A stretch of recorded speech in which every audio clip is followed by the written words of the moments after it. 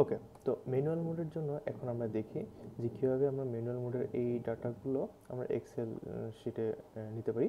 তো আমরা দেখি যে আমরা আগের ভিডিওতে আগে যেটা দেখেছিলাম যে আমাদের আগের এই ফাইলটা, যে এটা ছিল অটো মোডের জন্য। অটো মোডের জন্য আমাদের এক্সেল শিটে নেক্সট স্ক্রিনে দেখতে পাচ্ছেন যে এক্সেল শিটে আমরা একটা ফাইল পেয়েছিলাম। তো আমরা যদি স্ক্রিনটা একটু বড় করি, এই যে, তো এটা ডেট টাইমটা দেখেন 14:40 দেওয়া আছে, 14:40। তো এটা যেহেতু আমার আগে, আমি একটু ওপেন করে দেখাই।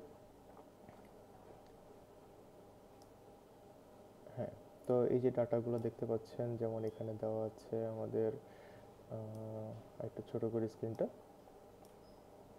যেমন এখানে দেওয়া আছে বোতল টোটাল 24, কিন্তু আমাদের এখানে বোতল আছে 9। এটা যেটা আগের ভিডিওতে ছিল আর কি, এগুলো যেটা এই যে 34 কি, এটা ম্যানুয়াল মোডে পেয়েছি। হ্যাঁ, তো এই জিনিসগুলো ছিল সব আগে অটো মোডে। তো এখন আমরা ম্যানুয়াল মোডের জন্য আমরা এভাবে একটা এক্সেল ফাইল ডাউনলোড করি। ওকে, তাহলে এবার আমি যখন, খেয়াল করবেন, আমি যখন এখানে ডাউনলোড ক্লিক করবো তখন এই ফাইলের পাশে আরেকটা এক্সেল ফাইল ক্রিয়েট হবে। আমি ক্লিক করলাম। ওকে, তো চলে আসলো, এটা ডেট দেওয়া আছে এখানে, টাইম দেওয়া আছে এখানে। তো আমি এটা ওপেন করি। যখন আমি এটাকে ওপেন করলাম তখন দেখা যাচ্ছে যে, দেখেন, এই যে আমাদের যে টোটাল বোতল নম্বর 9, বোতল সংখ্যা 9টা, এখানে কিন্তু টোটাল বোতল সংখ্যা 9টি। বাদ বাকি ভ্যালুগুলো এই যে মিলছে।